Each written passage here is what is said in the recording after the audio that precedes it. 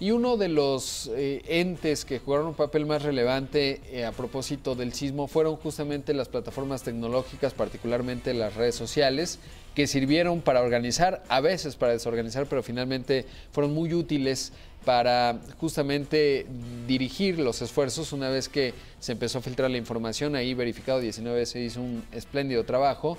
Y para hablar de este tema, cómo se comportaron las redes sociales a propósito del sismo, me da gusto saludar esta tarde a Jimena Íñigo, directora y cofundadora de Karma Pulse, que se dedican justamente a analizar de una manera transversal y profunda los datos que se generan en redes sociales, particularmente en este caso en Twitter. ¿Cómo estás, Jimena? Muy bien, mucho gusto Bienvenida. estar aquí. Gracias. Oye, ¿qué encontramos? ¿Qué ocurrió con el sismo y Twitter particularmente? Pues muy interesante, valida un poco lo que vimos que pasó en las calles, pero también fundamenta algunas otras facetas del sismo. Primero que nada, darte un poquito de contexto, qué tan relevante fue el tema en redes sociales. Claro. Se han producido a la fecha casi 2 millones de conversaciones específicas y originales del sismo. Eso quiere decir que es bastante. Sí, ¿cómo lo podríamos comparar? O sea, ¿qué otro, por ejemplo, pues no sé, qué ha habido conciertos o cosas por el estilo? Sí. O Las Vegas, ¿cómo se comparan? Digo, por ejemplo, hablando de temas puntualmente de interés para México, en algún momento platicamos del Tratado de Libre Comercio, ahí se dieron más o menos como 500,000 conversaciones. Entonces estamos hablando que estamos cuatriplicando más o menos el interés en cuanto al tema y en un periodo mucho más acotado. Entonces claro, sí es muy, muy relevante esta cuestión. También algo importante es más o menos un usuario está conversando en redes sociales en relación a un tema 2 veces en promedio. Aquí la gente llegó a tener un promedio de hasta 5 veces. Entonces estábamos realmente activos y constantemente conversando, ¿no? Lo que es importante. Ahora, ¿cuál fue el sentimiento del sismo en las redes sociales? Pues un poco obvio, pero basado en los datos que vimos, empezó negativo, con mucho miedo, porque no se sabía qué estaba pasando y desconocimiento.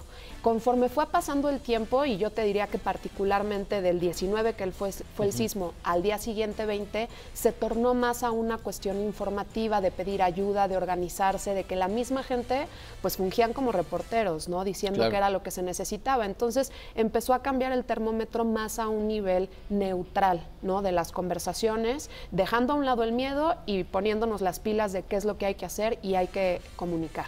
Permeó en los datos que ustedes pudieron analizar señalamientos, por ejemplo, de tipo político, es decir, en contra, a favor, etcétera, del accionar de las autoridades y de los responsables? De hecho, sí. Más o menos, si te lo organizo de más mencionados a menor mencionado, en primer lugar tenemos a Mancera como el más mencionado y en un tono muy negativo, haciéndole pues básicamente cuestionamientos al inicio del sismo de su falta de estar en los lugares donde se vieron afectados y también de la ayuda del gobierno. Conforme fueron pasando los días, esto fue disminuyendo, pero después los reclamos se tornaron más ante las nuevas viviendas y edificios que en teoría deberían de estar de acuerdo a la ley y que se cayeron porque hubo, bueno, o se vieron dañados, ¿no? Entonces, primero tenemos a Mancera como el más afectado, en segundo lugar al presidente Enrique Peña Nieto, ahí más bien con los reclamos de poder volcar todo lo que es el dinero de campañas para los damnificados, que se volvió como un tema bastante importante.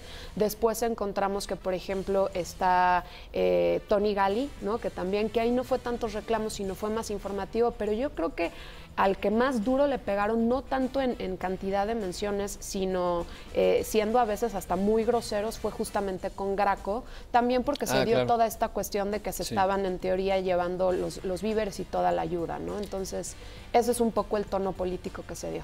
Qué interesante. Y en cuanto a otros asuntos derivados de ello, ¿qué podríamos decir?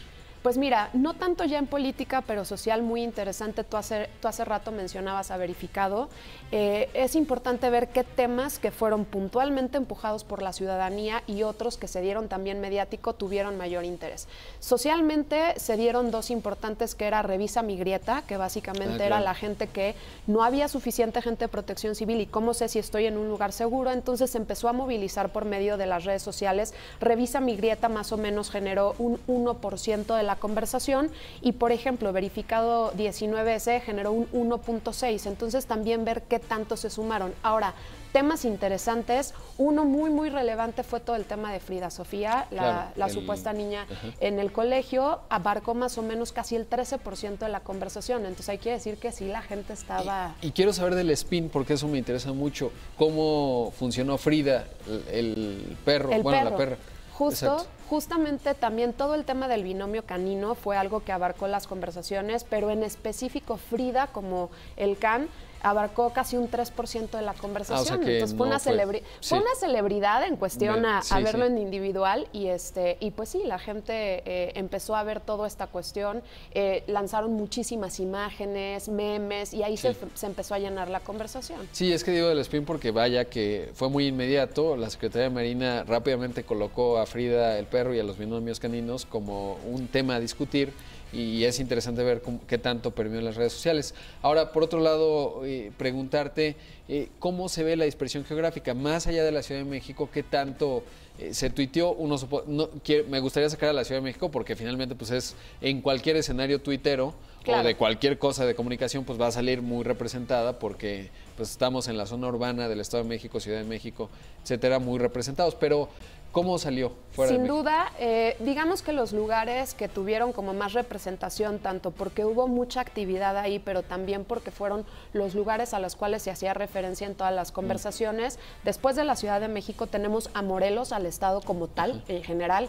Después tenemos a Puebla y luego Jojutla como último lugar. Que también ahí te das una idea de que de una u otra forma pues el interés se volcó más en estos lugares a pesar de que ya teníamos el sismo anterior que sucedió en Oaxaca, ¿no? Y que hubo otras comunidades afectadas que no pintaron tanto en esta Claro, cuestión. y es que además debe ser aplastante, digamos, el volumen de Ciudad de México, ¿no? Porque desde el presidente Trump hasta prácticamente todos hablaron más de la Ciudad de México que luego de los sismos en Morelos, Puebla, Oaxaca o Chiapas, incluso, que también hay zonas muy afectadas. Sí, la realidad es que el tema del sismo se vio su pico, empezó desde antes del sismo previo del 7 de septiembre, pero el 19 fue cuando levantó, todavía más el 20, que fue un día posterior, y con la segunda réplica del sábado 23, ahí volvió a tener otro pico, donde otra vez volvió a tornarse más negativo porque fue miedo, ¿no? Lo que la gente expresó es qué miedo, otra réplica, qué pasa con los derrumbes o las cosas que todavía están endebles, ¿no? Entonces sí, la realidad es que abarcó mucho más la conversación